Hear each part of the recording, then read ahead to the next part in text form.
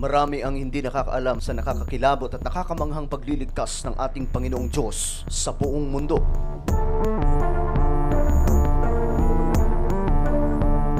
Ilang libong taon na ang nakakalipas mga sangkay nung maganap ang pambihirang ginawa ng Diyos sa sanlibutan para lamang po mahatak ang tao mula sa bingit ng kasalanan at kamatayan ng espiritual. At ang gumawa neto ay ang ating Panginoong Hesus. Papaano nga ba nangyari ito?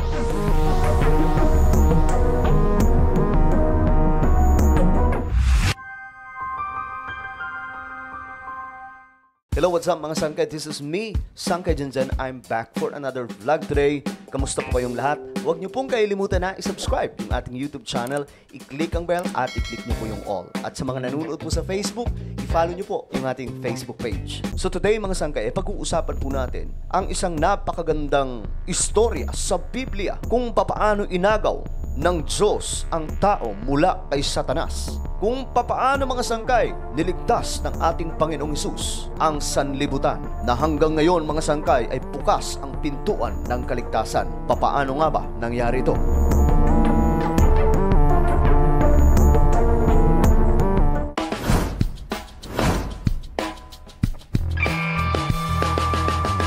Ang mundo mga sangkay ay punong-puno ng kasalanan. Bago pa man dumating si Jesus Christ mga sangkay, talagang nababalot na ng kasalanan ang sangkatauhan. Generation by generation nagkakasala ang tao, nahuhulog sa patibong ni Satanas. Simula pa lamang po kay Adan at Eva mga sangkay, talagang makasalanan na ang tao. Paulit-ulit na hinahatak ng ating Panginoong Diyos ang tao mula sa kasalanan dahil sa sobrang pagmamahal nito sa kanyang nilalang na sangkatauhan. Ang bawat henerasyon mga sangkay ay humahantong sa kasalanan kahit sa panahon nung tinawag na ng Diyos ang bansang Israel na kanyang bayan. Mula sa lahi ni Abraham, nagpatuloy pa rin ang kasalanan mga sangkay. Sa kabila po ng katotohanan na nakikita po nila ng aktwal ang kapangyarihan ng ating Panginoong Diyos. Ang mga nakakakilabot na pagliligtas ng ating Panginoon kagaya na lamang po ng pagtawid nila sa Red Sea kung saan hinahabol sila ng mga sundalo ni Paraon. Isang nakakamanghang bagay na na-witness nila ang kapangyarihan ng ating Panginoong Diyos. Subalit, hindi pa rin po natuto ang tao. Nagkasala ng nagkasala. Hanggang sa umabot na mga sangkay sa sukdulan. Sinasabi nga po ng salita ng Diyos na ang lahat ng tao ay nangagkasala at hindi nangagkaabot sa kaluwalhatian ng ating Panginoong Diyos.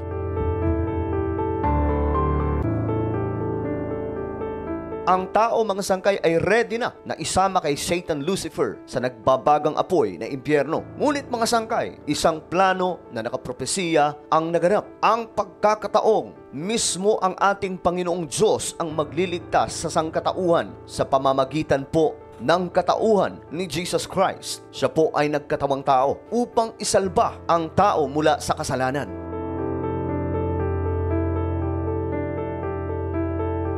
Maraming beses mga sangkay na ipropesiya ito sa Biblia. Mula sa mga propeta, sinasabi po doon mga sangkay na may isisilang na isang bata. At ang batang ito mga sangkay ay magiging daan para sa kaligtasan ng lahat. Ngunit hindi po basta-basta ito mga sangkay. Ang batang ito ay siya po mismo ang ating Panginoong Diyos na nagkatawang tao.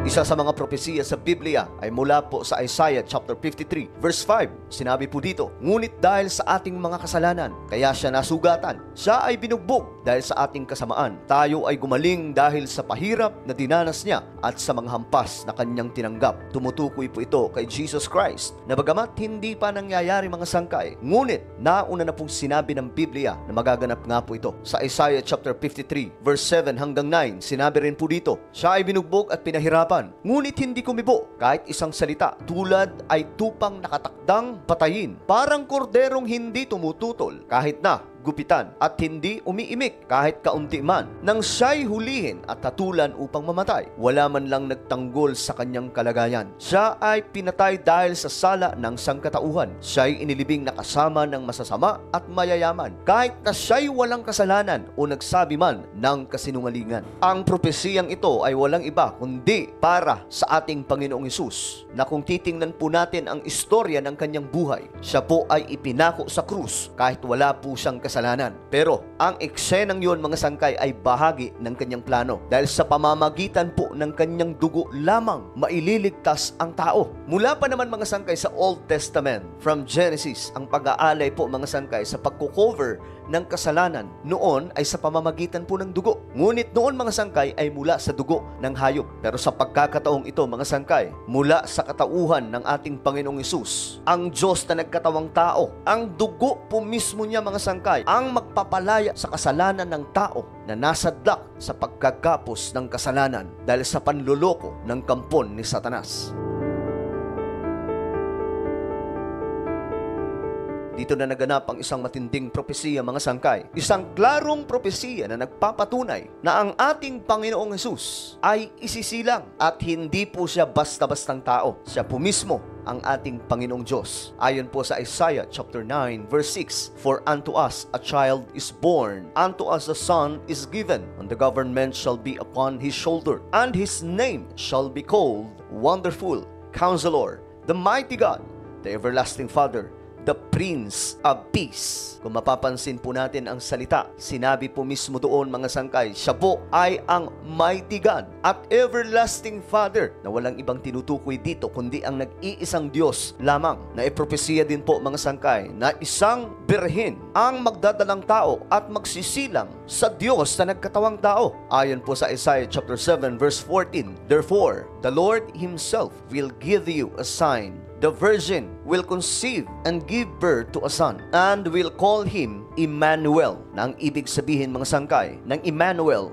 God with us. Pinatunayan ang mga propesiya na ito sapagkat isinilang dito ang ating Panginoong Hesus. Dito na nga sa New Testament na itala mga sangkay kung papaano ang pambihirang pagsilang sa ating Panginoon. Sa Luke chapter 1 mga sangkay, na isulat po dito kung papaano ipinahayag kay Virgin Mary ang isang batang lalaki na kanyang isisilang. Ayon po sa Biblia, ng ika-6 na buwan ng pagdadalang tao ni Elizabeth, ang anghel na si Gabriel ay isinugo ng Diyos sa Nazareth na isang bayan sa Galilea upang kausapin ang isang dalaga na ang pangalay Maria. Siya ay nakatakda ng ikasal kay Jose, isang lalaking buhat sa angkan ni David.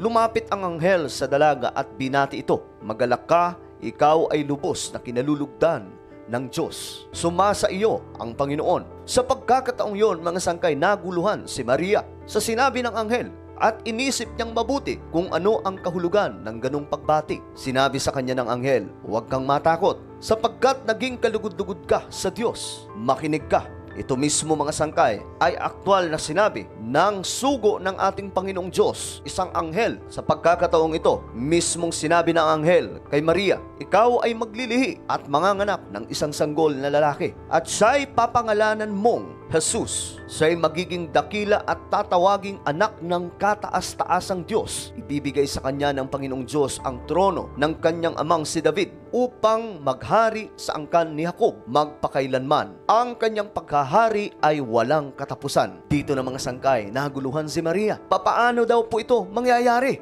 Gayon ding siya ay isang birhen. Ito ay ang kanyang tanong sa isang anghel. At dito na mga sangkay sumagot ang isang anghel, "Sa iyo ang Espiritu Santo at magpapasailalim ka sa kapangyarihan ng kataas-taasang Diyos. Dahil dito, isisilang mo'y banal at tatawaging anak ng Diyos." Sumagot dito si Maria mga sangkay, "Ako'y alipin ng Panginoon. Mangyari nawa sa akin ang iyong sinabi." Pagkatapos inireveal ng isang anghel mga sangkay ang pambihirang plano ng ating Panginoong Diyos, ang isang anghel na sugo ng ating Panginoon ay umalis. At dito na mga sangkay, naganap na nga po ang pagbubuntis ni Maria. Ayon po sa banal na aklat, ang Biblia, hindi nagtagal at si Maria ay nagmamadaling pumunta sa isang bayan sa bulubundukin ng Juda. Pagdating sa bahay ni Zacarias, binati niya si Elizabeth. Nang marinig ni Elizabeth ang pagbati ni Maria, biglang gumalaw ang sanggol sa kanyang sinapupunan at siya ay napuspos ng Espiritu Santo. Napasigaw siya sa galak, "Pinagpala ka sa mga babae at pinagpala rin ang dinadala mo sa iyong sinapupunan. Sino ako upang dalawin ng ina ng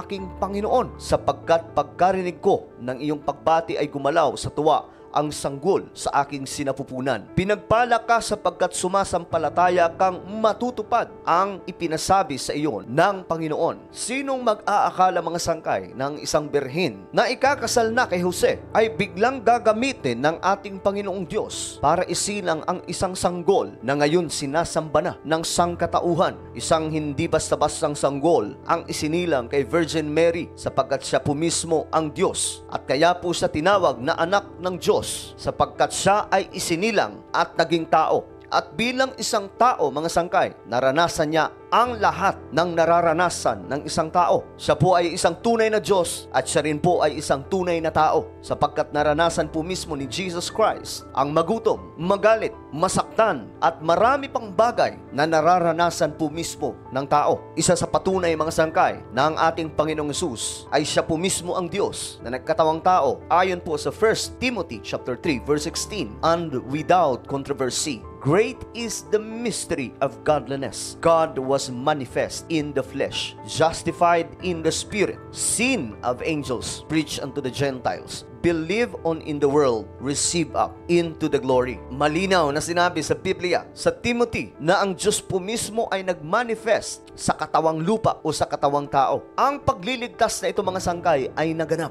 sa pamamagitan po ng katauhan ng ating Panginoong Hesus. At hanggang sa ngayon, mga sangkay, ay tinatamasa na ng sangkatauhan ang kaligtasang ibinigay sa atin ng ating Panginoong Diyos. Subalit, kailangan po natin seryosohin ito. Kailangan po natin paglingkuran ng ating Panginoon, sapagkat kahit may kaligtasan, kung hindi ka naman gumagalaw at wala kang personal na relasyon sa ating Panginoong Diyos, hindi ka naglilingkod sa Kanya, ang kaluluwa mo pa rin ay mapapahamak at mapapasama kay Satan, Lucifer, sa impyerno.